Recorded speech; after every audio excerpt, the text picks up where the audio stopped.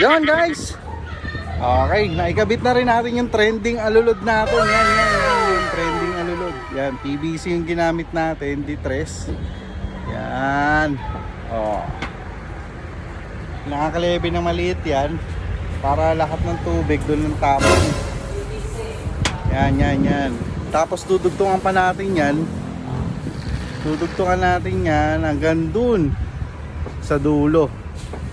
Kasi pag ganyan yan, yan, diretso na siya sa labas o kaya sa kalsada. At dito, inabitan na rin natin ng trending pandikit ng ating klaseng yan.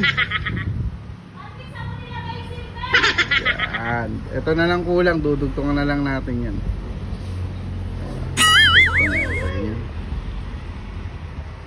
Alright, overall. Trending alulod. Alright. Ganda. Panis yan, panis.